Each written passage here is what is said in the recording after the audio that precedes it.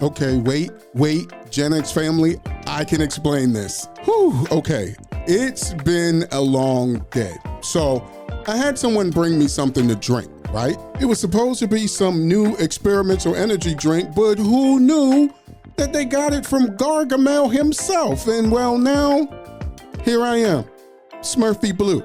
But I promise, we're gonna fix it. I got a guy that knows a guy that knows a guy that thinks he can get me the antidote. So give me a second, I'll be right back. I gotta fix this. I'm 6'2", I can't be a Smurf.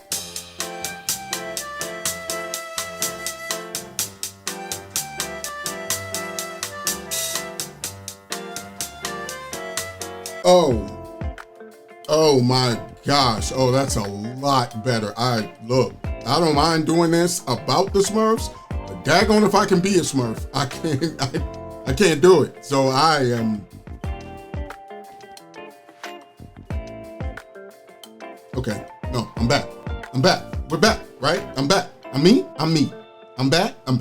Okay. So it's 1958, and a Belgian artist named Peo sketched the first Smurf into existence. These tiny mushroom-dwelling pals began as humble comic book characters, tucked between the pages of European newspapers. Can you believe it that decades before they hopped into our living rooms with catchy theme songs, they were already legendary in inked panels? Funny how something so small, so Smurfy, can start as a spark in one artist's imagination and then grow into a global hug of joy. Makes you wonder, what other secrets do those little blue folks hide under that white hat? I don't know the answer to that, but today we're gonna be on the retro roller coaster to the Smurf Village, and we are definitely going to find out. Or should I say, it's gonna be Smurftastic. Macho Man Randy Savage, the cream of the crop! Yards! He scores! The Bulls lead 80. Girl, your hair's so nappy, Wilson couldn't pick it. This is Max Headroom. Are you kidding?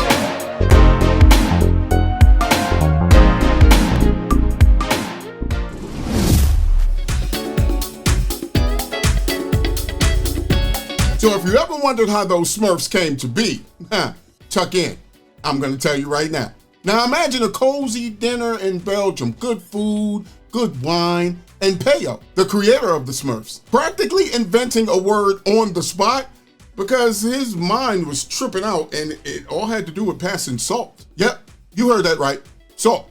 He turned to his friend and said, could you pass the strumpf? What? Now imagine the friend's grin. Instead of just handing over the salt shaker, they leaned into the chaos. Here's the strumpf.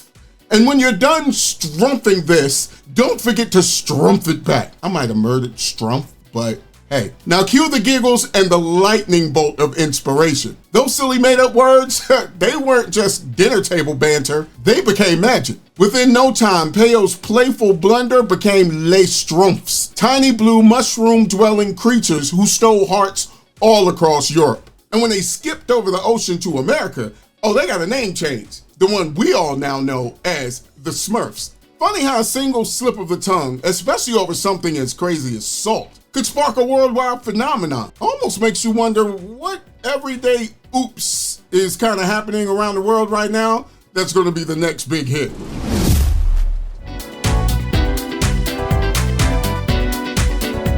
So let's picture a busy NBC exec. Maybe sipping his coffee, maybe canceling a show. But he then pauses as he watches his daughter giggle and cuddle her new little Smurf doll. And she's totally lost in that whimsical world. And right there, he had a spark of inspiration. What if the little Strumpfs could bring that same magic his daughter was feeling to Saturday mornings? Turns out, they did way more than that. The Smurfs became a 9-season phenomenon, wrapping multiple generations in their cozy, mushroom-filled charm. Who knew a dad's love watching his daughter play would birth a show that still makes all of our hearts glow? Sometimes some of the best legacies start with just one single tender moment.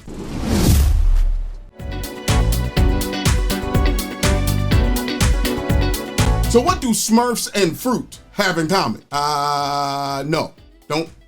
Don't think blueberries. But did you know the Smurfs are so tiny that their height is measured in apples? Now imagine stacking 3 juicy, ripe apples on top of each other and boom, there you have the height of a Smurf. I mean, think about that. You could probably take the average cup out of your cupboard, stand it on the table, and it's probably taller than a Smurf. Their whole world is pocket-sized, yet it seems to constantly burst with big adventure, friendship, and that timeless Smurfy charm.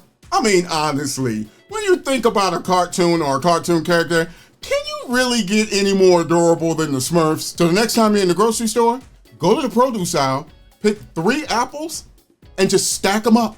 And there you are. You have a Smurf in your presence. Well, sort of, but you know what I mean.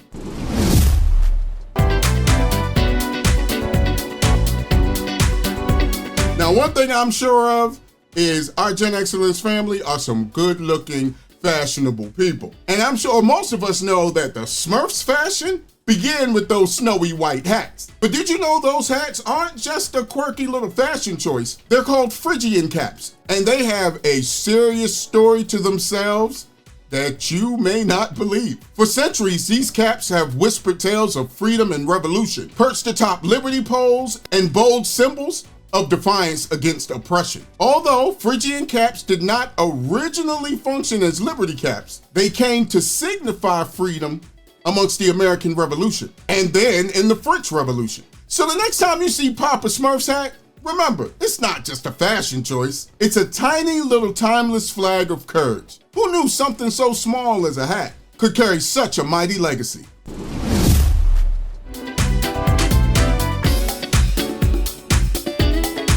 Now you would think that something as innocent looking as the Smurfs would be above conspiracy theories, right? Welcome to America, where anything can be a truth or a lie. Some people looked at their little village where they share everything, everybody has a role, and they all look alike as communist propaganda. Some thought it was teaching kids to overthrow capitalism. But wait, there were some other theories out there, like the Friian Caps we just spoke of. Some pointed towards the Ku Klux Klan. Never mind that the hats dated all the way back to ancient Rome, but hey. And Smurfette, being blonde-haired and blue-eyed, some pointed to Aryan race purification. I mean, you would think that Gargamel was the only shady character, but it doesn't seem so, according to some of the theories we got going out here. Now, Peyo's son jumped into this madness and claimed that his dad wasn't trying to brainwash anyone. That there was no hidden agendas, no shadowy politics, just love. The kind that teaches to laugh with one another, to help one another, and maybe outwit a grumpy wizard and his cat. Now what say you? Do you think the Smurfs were hiding a hidden agenda in Smurf Village, or is the world just a little too woke?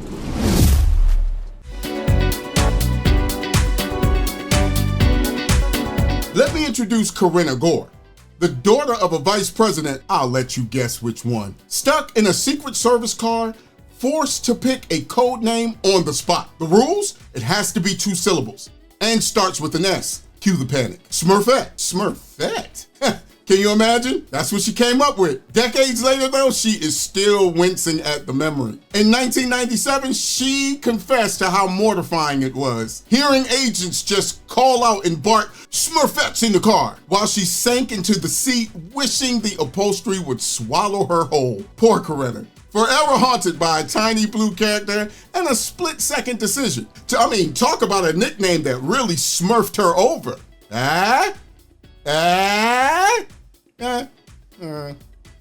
Okay, that's fair.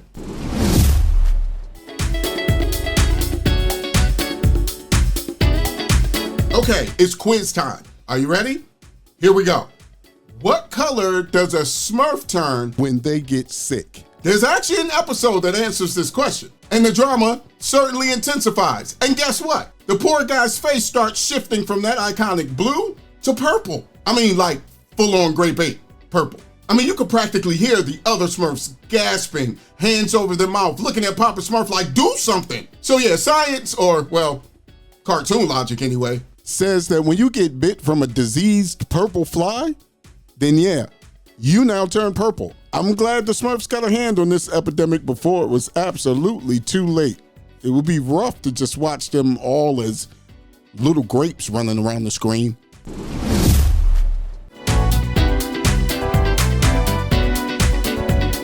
Now, one of the places I used to like to go as a child, being raised here in the DMV, was an amusement park called King's Dominion.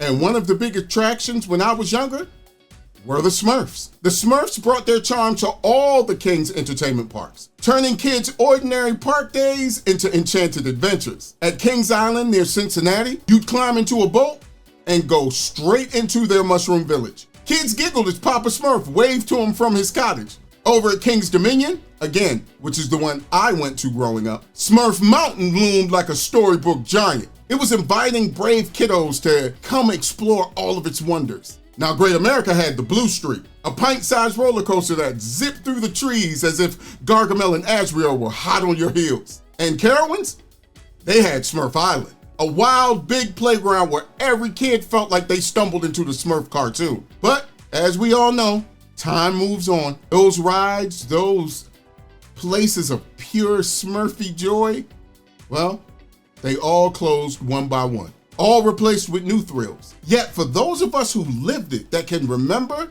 man, nothing can take those thrills away. The smell of cotton candy mixed with the sound of that Smurf theme song playing through the speakers, the thrill of believing that just for one day that magic was real. Now be honest, tell me you're not smiling right now.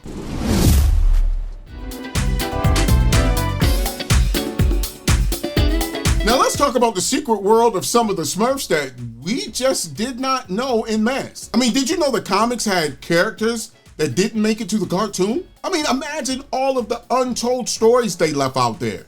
I mean, there was Alchemist Smurf, even though I think they mixed him with Papa. There was Timid Smurf, who blushed at his own shadow. There was Enamored Smurf, hard-eyed and dropping love poems everywhere, but I think they kind of turned him into Poet Smurf. So we sort of got him.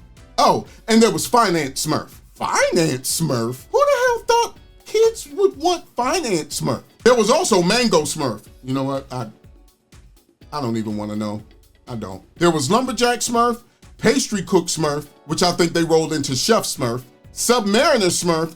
What is that? There's a Smurf that was playing Aquaman? And was there deep water around Smurf Village? Did I miss that or something? Was it next to an ocean? And there was Navigator Smurf. Now, out of all the Smurfs I just named, which one did you want to see added to the cartoon? I can tell you mine. I wanted to see Hip Hop Smurf with his crazy dope moves, B.